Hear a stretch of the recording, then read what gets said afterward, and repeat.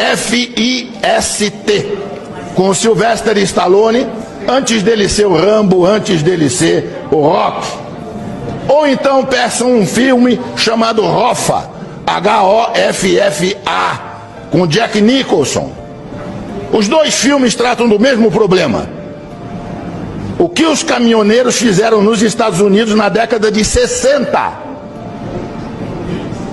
O presidente do Sindicato dos Caminhoneiros da América do Norte, dos transportadores de de carga, o Jimmy Hoffa, um dia à noite foi buscado em casa por 4 pessoas e nunca mais se ouviu falar dele, nem o rastro, nem o cheiro. Provavelmente está sepultado em um pilar de ponte que estivesse sendo concretado naquele momento ali em Nova York. E lá nos Estados Unidos inteiro dizem que foi o Kennedy quem mandou matá-lo, porque não aguentava mais o que os caminhoneiros estavam fazendo com o governo americano. Assistam o filme, tem 50 anos esse filme. E eu já dizia para os meus alunos então, o dia que os caminhoneiros do Brasil descobrirem isso, e os caminhoneiros do Brasil não tinham organização que os americanos tinham, porque isso foi possível graças ao rádio PX que eles tinham em cada caminhão. Cada caminhão tinha um rádio PX, num determinado momento houve um comando e eles simplesmente pararam os Estados Unidos. Nós não tínhamos rádio PX, mas de repente descobrimos que temos uma coisa que funciona quase tão bem ou melhor, chamado WhatsApp.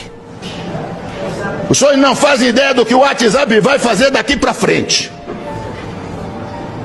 Se a sociedade brasileira descobrir que se ela se organizar, ela tem o mesmo poder, nós vamos ficar abismados com as coisas que vão acontecer nesse país.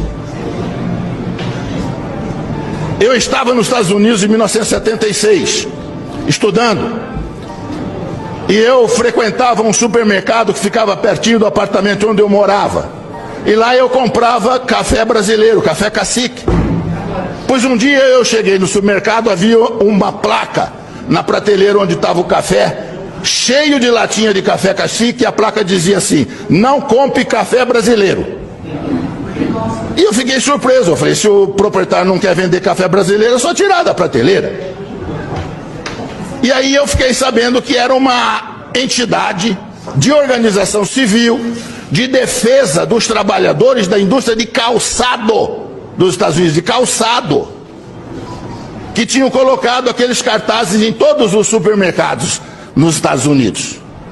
E aí procurei saber junto ao meu professor na escola o que estava acontecendo, e ele disse: o sapato brasileiro está entrando nos Estados Unidos a um preço muito baixo e está tirando emprego dos trabalhadores americanos. E nós suspeitamos que é o governo brasileiro que está isentando de impostos os calçados. Por isso que eles estão chegando aqui a esse preço aviltante. E o sapato é melhor do que o nosso, veio demais, e nós estamos perdendo emprego. Então, o que nós vamos fazer? Boicotar os sapatos? Não, inteligentemente, boicotaram o principal produto de exportação do Brasil, que era o café.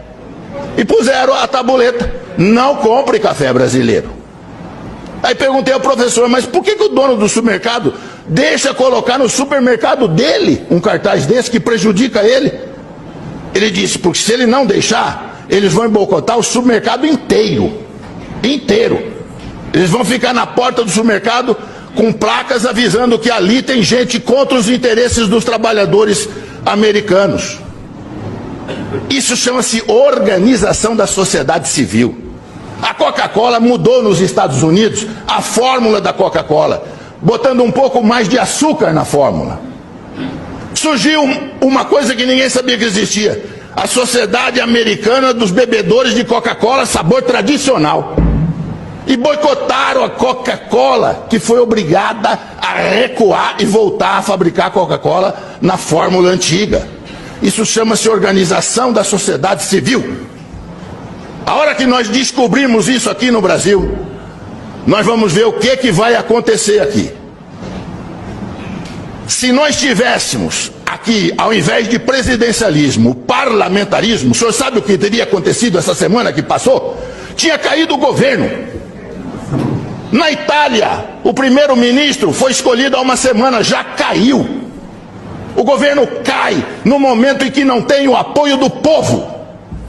A hora que o povo vai para a rua e o povo reivindica, e como os caminhoneiros fizeram sabiamente, sem violar a lei, os caminhoneiros não violaram a lei. Eles têm todo o direito de não transitar. As estradas estavam abertas. Eles estavam parando em áreas privadas. Não interditaram coisa nenhuma. E mostraram o poder de obrigar o governo a ceder em tudo. Eu faço ideia se eles tivessem posto na lista de reivindicações, depois de diminuir o diesel, a renúncia do presidente. Quero ver o que o presidente ia falar para eles. Eu não renuncio, então não termino a greve. Verdade. Eu ia ver o que ia acontecer. Abram o olho. Governadores, prefeitos, abram o olho. O povo está descobrindo que ele tem poder. E a hora que ele exercer este poder, nós vamos ver muita mudança nesse país. Muito obrigado.